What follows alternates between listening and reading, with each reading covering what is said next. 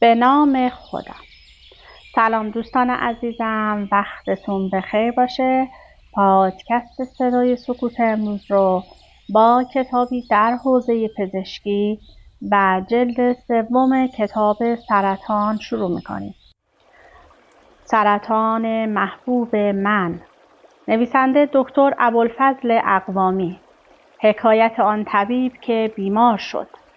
من 2 جلد قبلی رو برای شما خوندم و گذاشتم و این جلد 3 این کتاب هستش که در سال 1390 توسط نشر مرندیز در مشهد چاپ شده. دکتر ابوالفضل اقوامی خودشون درگیر سرطان شدن و این 3 جلد کتاب رو برای آدم‌های سالم و درگیر با سرطان نوشتن. امیدوارم که این کتاب رو تهیه کنید، این 3 جلد رو، و استفاده لازم رو از این کتاب ها ببرید. این کتاب شامل مقدمه، پیشگفتار، تشخیص سرطان، عمل جراحی، رادیوتراپی، شیمی درمانی، عوارض و ختم کلام هستش. ابتدا نوشته پشت جلد کتاب رو برای شما میخونم و سپس با هم کتاب رو ورق میزنیم. در زندگی هر رخداد ناخوشایندی تنها جنبه‌های منفی ندارد. سرطان هم به جز رنج و تعب برایم نعمت‌های فراوانی داشته و گاه از خود می‌پرسم این نعمت‌ها به سرطان مربوط است یا به کارهای مختلفی که بعد از درمان به آن پرداختم. به هر چه که مربوط باشد، به هر حال سرطان نقطه عطف و عمر دوباره‌ای برایم بوده. گویی برایم آغازی دوباره است. سرطان برایم آنقدر ارمغان داشته که تبعات و زحمات درمان را به هیچ وجه یارای ساییدن شانه به شانه آن نیست. پس چرا از فرصتها استفاده نکنم؟ چرا نگران آینده‌ای باشم که دیگران هم از آن بیخبرند؟ و چرا از لحظه لحظه باقی مانده عمرم حد اکثر بهره را نبرم؟ چرا سرطان را دوست نداشته باشم؟ سرطان محبوبم را. تقدیم به بیماران مبتلا به سرطان و به همراه و همپای این بیماران که با او درد میکشند، با او بیخوابند و اگر او در خواب بیدارند، ولی برخلاف او نه 1 بار که 100 بار میمیرند و زنده میشوند. تقدیم به همسر مهربانم که دامن بلند مهرش درشتی‌های این راه را برایم هموار کرد. پیشگفتار. حکایت ناهمزبانی پزشک و بیمار به نظر می رسد که حکایتی دیرینه بوده است، چنانکه برخی از بزرگان فرهنگ چون حافظ نیز از آن نالیدند که چندان که گفتیم غم با طبیبان، درمان نکردند مسکین فقیران. این شکایت‌ها تازه مربوط به آن دوران است که زبان حکیمان و بیماران مشابهت بسیاری با هم داشت و هر دو از تجربیاتی مستقیم چون سردی و گرمی و مزاج و طبع سخن می‌گفتند. نه حالا که پزشکان بیشتر در فکر نشانه‌ها و علامت‌های آزمایشگاهی‌اند و البته اصطلاحات فنی مربوط به بیماری شناسی، در حالی که بیمار در اندیشه درد، ترس، احساس گناه و بیکفایتی، تنهایی و ناتوانی است. نگرانی پزشک بیشتر این است که مبادا بیماری را به درستی تشخیص ندهد و کفایت حل این معما را نداشته باشد، و نگرانی بیمار از آنکه آیا زنده خواهد ماند، حالش خوب خواهد شد و اینکه چه کاری برای خودش میتواند بکند. سخن بیمار از جهان تجربیش و به زبان زیست جهانش است، حالانکه برای پزشک بخش اعظم این سخنها یاوه و بی‌معناست، مگر آنکه به معیارهای تشخیصی دلالت کند. معلوم است که فصل مطب‌ها و درمانگاه‌ها هر روز پر می شود از حسب حال‌های بیماران که البته معلوم است برای آنها بسیار مهم است و در بیداری و رویا آنها را با خود خواهند داشت. اما چه کسی باید به این فکر باشد که این کابوس را برای آنها تعبیر کند تا شاید به معنای تازه‌ای دست یابند. رویکرد زیستی به پزشکی این سوگیری را ایجاد کرده است که تنها کار سیستم پزشکی آن است که با شناسایی سیگنال‌های دقیق نقص مکانیکی این ارگانیسم بخوانید ماشین را دریابند و به رفع شیمیایی و فیزیکی این نقص بپردازد. بسیاری بیماران نیز به این مطلب پی بردند و خودشان در ارتباط با پزشک تجربیات و نگرانی‌هایشان را سانسور می‌کنند و سعی می‌کنند تنها همان چیزهایی را که برای پزشک ارزشمند است بگویند و گاهی چنان از جلد خویش خارج می‌شوند و به جلد پزشک فرو می‌روند که پیشاپیش تشخیص طبی هم می‌دهند. اینکه در ایران نظام ارجاع و پزشک خانواده عملاً وجود ندارد باعث می شود که این پزشکی نمایی زندگی باز هم عمیق‌تر شود و بیمار شکمش را بگیرد و به نزد فوق تخصص گوارش برود یا سرش را بگیرد و به متخصص مغز و اعصاب عرضه کند. تقابل میان زبان زیست جهان بیمار و زبان سیستم پزشکی مسئله‌ای است که به ویژه در 2 دهه اخیر مورد توجه بسیاری فیلسوفان و نظریه پردازان پزشکی قرار گرفته است. امروزه اکثر صاحب نظران پزشکی بر این باورند که سیستم پزشکی زیست جهان بیماران را تحت سلطه خویش درآورده و جایی برای گفتگو و دیده شدن زندگی و تجربه انسانها باقی نگذاشته است. شاید تصور کنید که این ملاحظات فقط جنبه اخلاقی و انسانی دارد و ارزش کارکردی و درمانی ندارد. ولی واقعیت این است که مطالعات بیشماری که در سالهای اخیر صورت گرفته است نشان می‌دهد که بیمار مهمترین عضو گروه درمان است و تنها در صورتی که به جهان باورها و رفتارهای او راه بیابیم می‌توانیم تغییراتی پایدار در سلامت او ایجاد کنیم. ما این حقیقت آشکار را فراموش کرده ایم که نزدیک به 80% بیماری‌ها و ناتوانی‌ها به علت سبک زندگی است و چون بیماری‌ها در این بستر شکل می‌گیرد اگر آن را تغییر ندهیم و فقط به رفع نقص مکانیکی بپردازیم ناخوشی به این شکل یا به شکل دیگری باز می‌گردد. برای تغییر سبک زندگی نمی‌توانیم با ماشین بدن وارد گفتگو بشویم، بلکه باید با انسان انتخابگری که تجربه می‌کند، باور می‌کند و رفتار می‌کند وارد مذاکره شویم. به همین دلیل است که این روزها سخن از پزشکی زیست روان اجتماعی است، یعنی در نظر گرفتن همه ابعاد زیستی، روانی، اجتماعی و معنوی انسان‌ها برای تحقق سلامت و سعادت آنها. دوست عزیز من جناب آقای دکتر ابوالفضل اقوامی پزشکی است که در سلوک فردیش به گسست این 2 جهان یعنی جهان زندگی و جهان پزشکی پی برد و شوخ طبعی ذاتیش این شهامت را به او بخشید که تجربیات مستقیمش را نفی نکند و در سیستم مراقبت‌های فراگیر سرطان استحاله نشود. و شاید همین امر هم مهمترین عاملی بود که رفتارهای معطوف به سلامت او و نیز دستگاه روان، عصب، ایمنیش را چنان نیرومند کرد که بتواند سرطان را به آگاهی تبدیل کند. من خرسندم که این شانس را داشتم تا مراحل این سلوک زیبا را از نزدیک ببینم و اقرار می‌کنم به رغم تجربیات پرشمارم با اشخاصی که درگیر ناخوشی‌های مشابه بودند، تجربیات ایشان برایم بسیار الهام بخش بود و حتم دارم حسب حالی که ایشان نوشتن نه فقط برای بیماران و افراد غیر پزشک بلکه برای پزشکان نیز بسیار آموزنده و تأمل برانگیز است. وقتی پزشکی بیمار می شود تقابل این 2 جهان نه در 2 شخص بلکه در یک شخص آشکار می شود. با این بحث عقلانیت سیستم پزشکی چنان بر تجربه ناخوشی حاکم شده است که با آن که همه پزشکان بیمار می شوند و بسیاری از آنان اکنون به دلیل بیماری مرده‌اند، کمتر کسی شجاعت آن را داشته که به ناسازگاری این 2 جهان بیندیشد، آن را بیان کند و در پی چاره‌جویی برآید.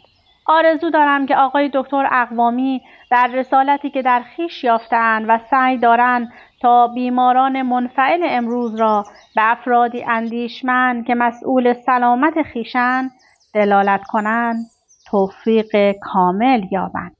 دکتر فرزاد گلی، مدرس اخلاق و فلسفه پزشکی دانشگاه علوم پزشکی اصفهان، عضو گروه علوم انسانی پزشکی پژوهشگاه علوم انسانی. مقدمه: من یک بهبود یافته سرطانم. این یعنی از وقتی تشخیص دادن سرطان دارم تا وقتی زنده ام به هر شکل یک بهبود یافته، بازمانده، نجات یافته یا هر تجربه دیگری که از عبارت cancer survivor بکنید محسوب می شود. من یک پزشک متخصص بهبود یافته از سرطانم. یک متخصص اورولوژی که خود سالهای سال مبتلا به سرطان کلیه مثانه و پروستات را درمان کرده و می کنم. اکنون خود گرفتار سرطان معده شدم. هر نوع درمانی که فکرش را بکنید برای سرطان کردم. از جراحی، شیمی درمانی و رادیوتراپی گرفته تا برخی درمانهای مکمل و جایگزین و در حال حاضر هنوز بازمانده‌ام و زنده. در زندگی هر رخداد ناخوشایندی تنها جنبه‌های منفی ندارد.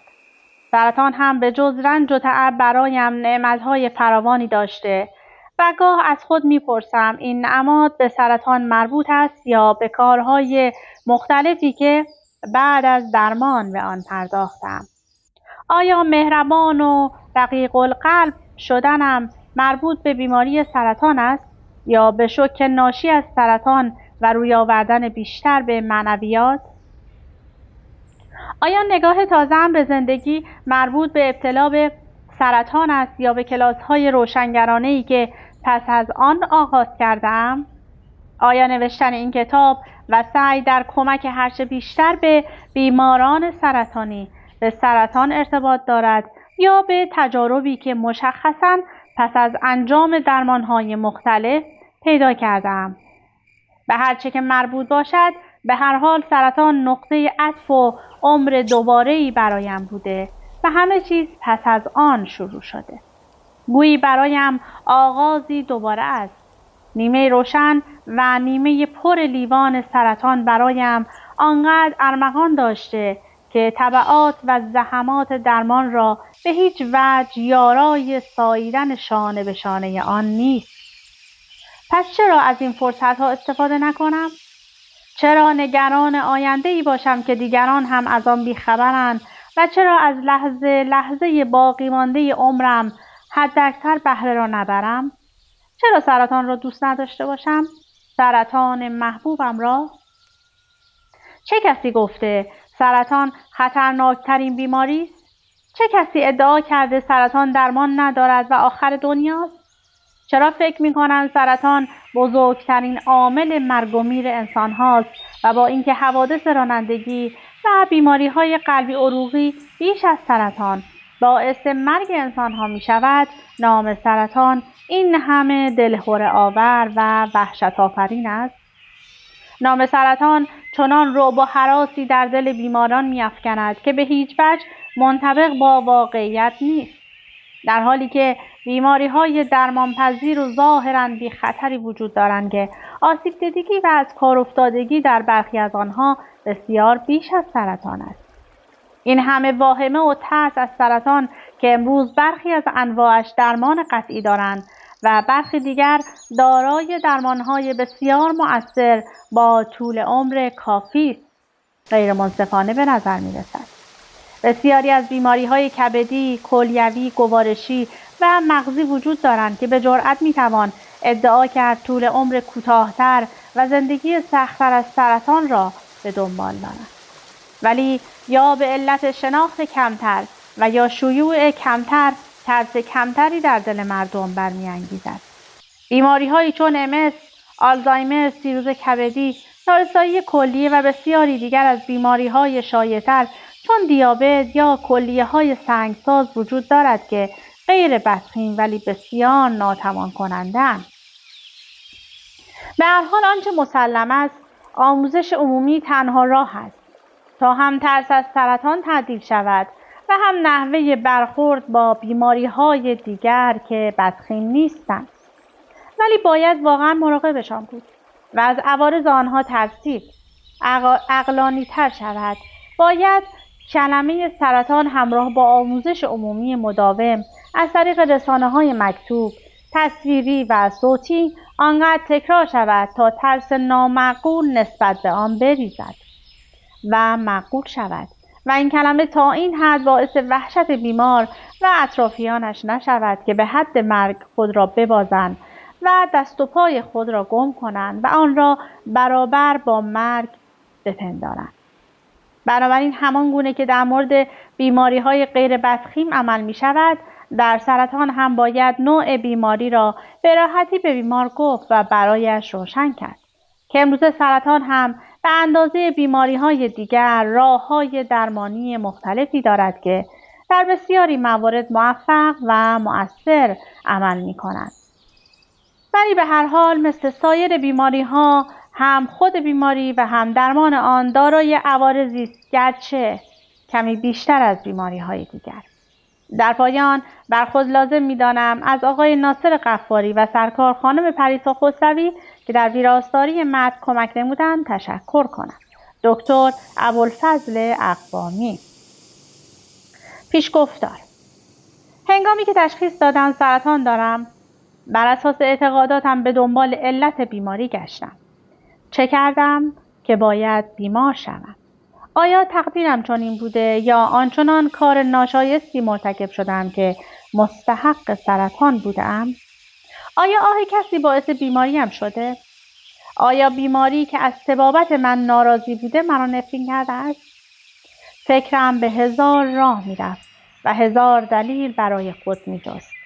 بیاد آوردم زمانی که در یکی از شهرستانها رئیس بهداری بودم، باعث شدم دست یکی از حسابدارها که حسابهایش جور در نمی آمد رو شد و به ناچار ضمن رد مال به صندوق خزانه از خدمت برکنار شد. پس از چند سال روزی به یکدیگر برخورد کردیم و او به من گفت زندگیم را تباه کردی. انشاءالله به خاک سیاه بنشینی. یعنی ممکن است دلیلش این باشد؟ این امکان وجود دارد که خداوند هر کار خوبی را که کردم ندیده بگیرد ولی نفرین کسی را که خود مقصر است کارگر کند؟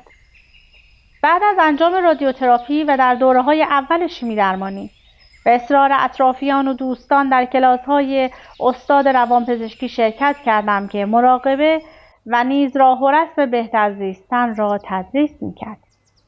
البته در ابتدا معتقد بودم خود از پس بیماری و درمانهایش برمی‌آیم و به چنین آموزش‌هایی نیاز ندارم و خود بر آن فائق خواهم آمد.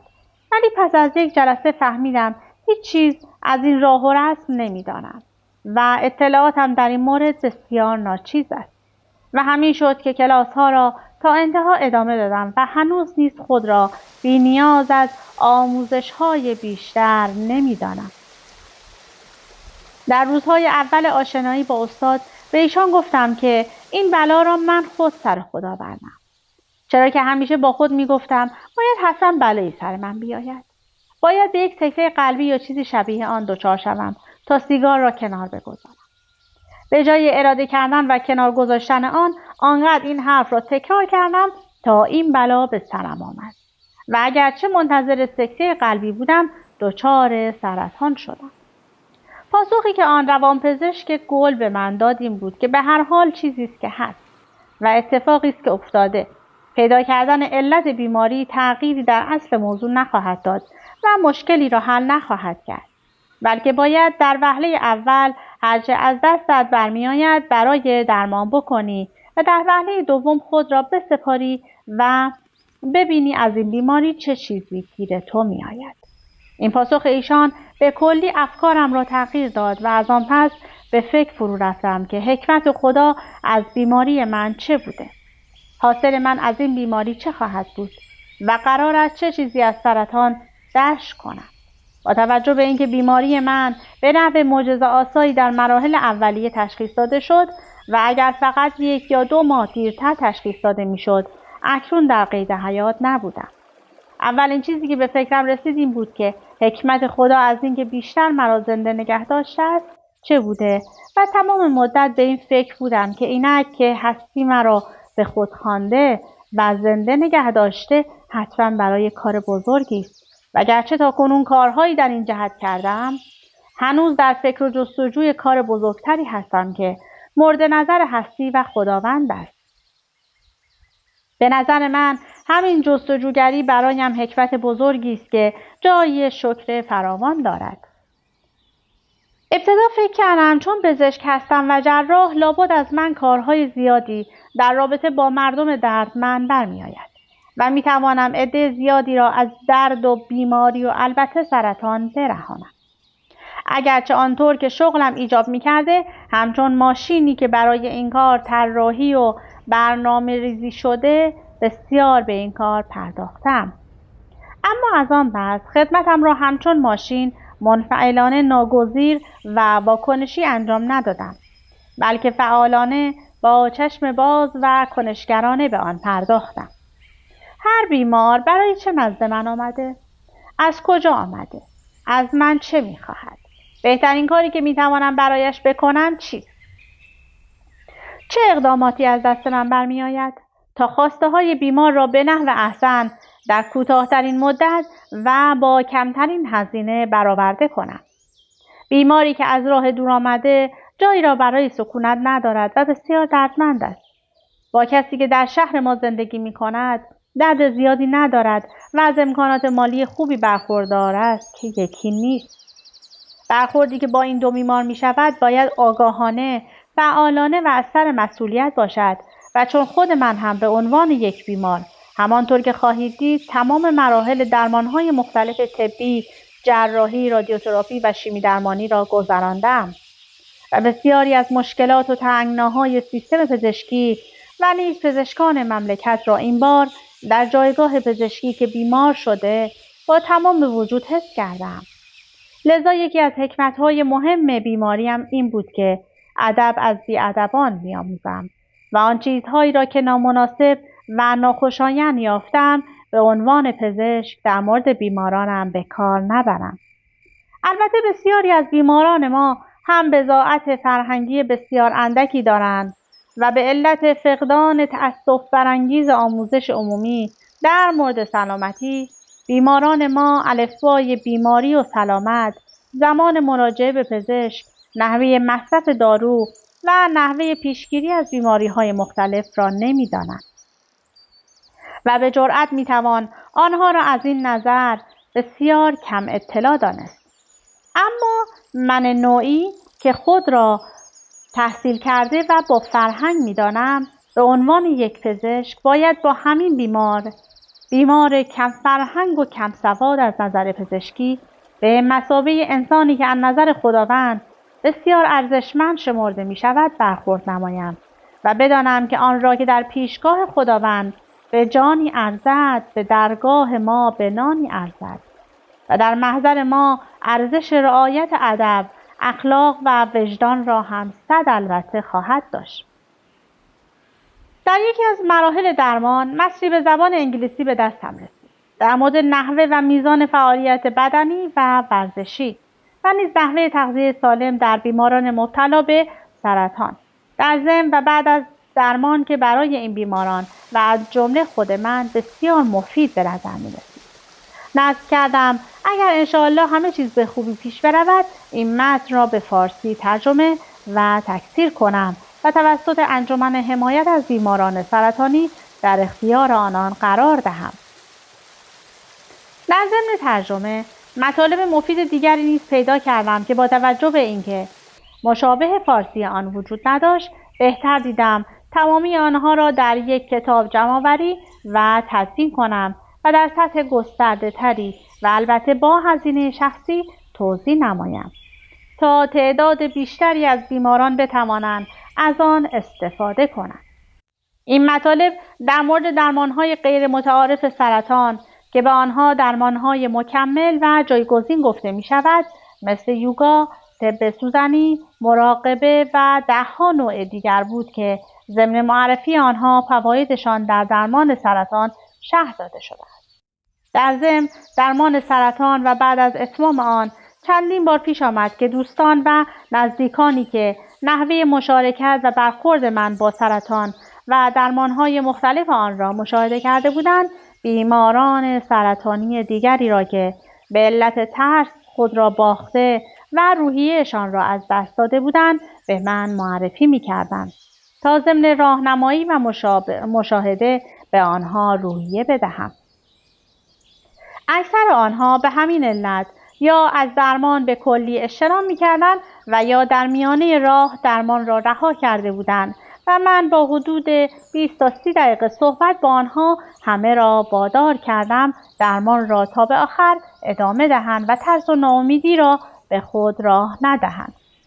پس از اتمام صحبت‌هایم برق امید را در چشم‌ها و لبخند رضایت را بر لب‌های همه آنها مشاهده می‌کردم و تمامی آنها درمانشان را به پایان رسانیدند و همکنون دوستان خوبی برای هم شده‌ایم. این کار باعث شد به فکر تشکیل انجمنی بیفتم تا این بیماران بیروحیه را دور هم جمع کنم و بدون اینکه کاری به مسائل مالی آنها داشته باشم، کاری که انجمن‌های حمایتی بیماری محور مثل انجمن حمایت از بیماران سرطانی، کلیوی، دیابتی و خاص می‌کنند و بیشترین هم و غمشان جمع‌آوری پول از خیرین و نیکوکاران برای کمک بیماران است، به مسائل روحی، اجتماعی و پزشکیشان بپردازم و به آنها این نکته را بقبولانم که سرطان انتهای دنیا نیست و امروزه با درمانهای متعارف و حتی غیر متعارفی که وجود دارد، یک بیمار سرطانی میتواند بسیار بیش از حد تصور و حتی بیش از انسانهای بظاهر سالم عمر کند. نه عمر با خفت که عمر با عزت. در حال حاضر بعضی از انجمنهای حمایتی قبل از هر کار عزت نفس بیماران را از بین میبرند. اراده و روحیه آنها را لگدمال میکنند و آنگاه از سر خیر و ثواب و نیکوکاری محبت نموده و در حد امکان مختصر کمک مالی به این بیچاره شدگان میکنند. تصمیم داشتم این انجمن را به عنوان یک انجمن سلامت محور و نه بیماری محور برای بیماران سرطانی تشکیل دهم تا خودمان با کمک یکدیگر مشکلات روحی، جسمی و اجتماعی خود را حل کنیم و به امید هیچ فرد، نهاد یا سازمانی نباشیم. بدون تشکیل انجمن رسمی هم با بسیاری از بیماران سرطانی صحبت و همانطوری که گفتم در حد امکان آنها را در مورد درمان، فعالیت بدنی و تغذیه راهنمایی می‌کردم. اما همان روانپزشک که از او یاد کردم پیشنهاد کرد تا به جای تشکیل انجمن با مشخصات فوق برای بیماران سرطانی دست به کار تشکیل انجمنی شوم که بتواند منویات فوق را در تمامی انجمن‌های حمایتی بیماری محور پیاده کند. ایشان معتقد بودند که این انجمن مردم نهاد باید نقشی مستقل و فعال در ارتقای سلامت شخص و جامعه ایفا کند و به افراد کمک کند تا نه فقط از طریق نظام باورها و رفتارهای سلامت، بلکه از طریق فعال ساختن سازوکارهای خودکار شفابخش درونی به پیشگیری، بهبود بیماری و به طور کلی ارتقای کیفیت زندگی خود کمک کند.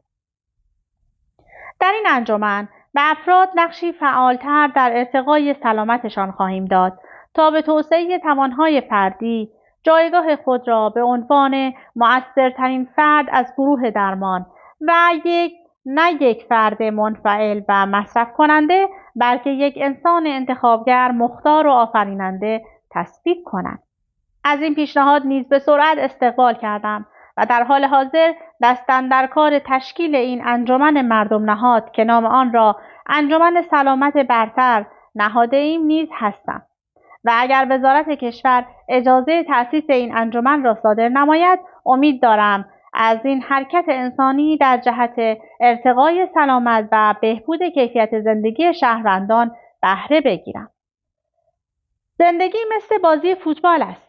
برای کسانی که نگاه عادی به آن دارند یک بازی معمولی با حوادثی تکراری و یک نواخت است که همه به دنبال توپی می‌دوند تا آن را بیهوده به درون دروازه بزنند.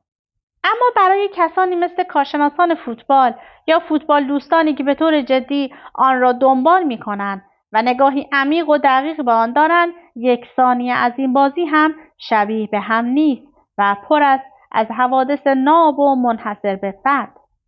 زندگی هم مثل فوتبال آکنده است از حوادث و رویدادهای مختلف خوب یا بد، تلخ یا شیرین که گرچه یک رواق می‌نماید، هیچ ثانیه‌ای از آن به ثانیه دیگر نمی‌ماند. زندگی فقط برای کسانی که بازی نمی‌کنند بدون حادثه و واقعه است. و همین نکته است که زندگی را چون بازی فوتبال جذاب، شیرین و دیدنی می‌کند. بیش از اینها معتقد بودم بهره‌ای که از دنیا می‌بریم به اندازه مهر و محبتی است که ایثار می‌کنیم. گرچه هنوز بر این اعتقادم، اما این جمله توجیه همه حوادث و پیشامدهای زندگی نیست و اگر توجیهگر حوادث خوب باشد، برای حوادث به ظاهر ناگوار نیست. آنقدر عوامل پیدا و پنهان در هر پیشامد دخیل است که به سادگی نمیتوان علل حادث شدن آن را به حادثه خاص دیگری ارتباط داد. آنگاه به این نتیجه رسیدم که هر رخداد و حادثه‌ای فقط یک رخداد است و تنها نحوه برخورد و مشارکت ما با آن حادثه است که آن را گوارا یا ناگوار، خوب یا بد جلوه می‌دهد. باران که در لطافت طبعش خلاف نیست، در باغ سبزه روید و در شوره‌زار خس. باران که در لطافت طبعش خلاف نیست، در باغ سبزه روید و در شوره‌زار خس. باران یک رخداد طبیعی است که نه خوب است و نه بد، ولی نحوه برخورد ما با آن است که آن را زیبا یا زشت می‌نمایاند. گاه که حالمان خوب است، خبر خوبی شنیدیم یا دست در دست محبوب زیر باران قدم می‌زنیم، حتی اگر بدون چتر باشیم خیس شدن را نمی‌فهمیم یا آن را بسیار لذت بخش می‌یابیم. برعکس اگر حال من بد باشد، خبر بدی شنیده باشیم یا در فراق محبوب رنجور باشیم، حتی اگر با چتر زیر باران باشیم، خاطره ناخوشایندی از باران برایمان رقم خواهد خورد. سرطان نیز رخداد و پیشامدی است، همچون سایر پیشامدهای زندگی که نحوه برخورد و مشارکت ما با آن است که تعیین کننده است. اگرچه به ظاهر حادثه خوبی نیست و جز رنج و زحمت و ناامیدی ندارد، چنانچه برخورد ما با آن چنان باشد که گویی بروز آن از سر حکمتی است و به جای آه کشیدن و حسرت و افسوس خوردن، به جای گشتن به دنبال مقصر و عامل ایجاد کننده بیماری و به جای محتوم دانستن تقدیر و سرنوشت، در جستجوی حکمت و سر و نکات مثبت آن باشیم و در پی این باشیم که ببینیم از ابتلا به این بیماری چه منافعی برایمان حاصل شده و چه دشتی کرده و خواهیم کرد. علاوه بر اینکه از وجود این بیماری عذاب نخواهیم کشید، بلکه همچون یک انسان جستجوگر بیماری را در مسیر تکامل خواهیم یافت و تا پایان عمر هر زمان که باشد به دنبال کمال خواهیم بود. برای من بیماری سرطان نعمات و حکمت‌هایی را که باز شمردم داشته است، ولی هنوز برایم کافی نیست و در جستجوی آن حکمت بزرگی هستم که خداوند و هستی مرا برای آن مدتی بیشتر زنده نگه داشته است. و معتقدم تا زمانی که به آن حکمت و آن کار سترگ دست نیابم و آن را به انجام نرسانم، زنده خواهم ماند. چه چیز به جز سرطان می توانست چنین مرا در مسیر کمال قرار دهد؟ هیچ چیز. گرچه از هر کار مثبتی در زندگی استقبال خواهم کرد، ولی تا هر زمان که زنده باشم هوشیار خواهم ماند تا حکمت اصلی بیشتر زنده ماندنم را دریابم. یک چشم زدن غافل از آن شاه نباشی، شاید که نگاهی کند آگاه نباشی. خب دیگه وقت به من اجازه نمیده که بیشتر از این کتاب زیبا رو براتون بخونم. در 2 جلد قبلی این کتاب بیشتر نکات سلامتی و پزشکی عنوان شده، ولی در این جلد بیشتر که نکات روانشناسی مطرح شده. امیدوارم که این 3 جلد کتاب رو تهیه کنید و تا انتها بخونید. حتما به دردتون میخوره. از اینکه با من همراه بودید سپاسگزارم. تا وایس بعدی، خدا نگهدارتون.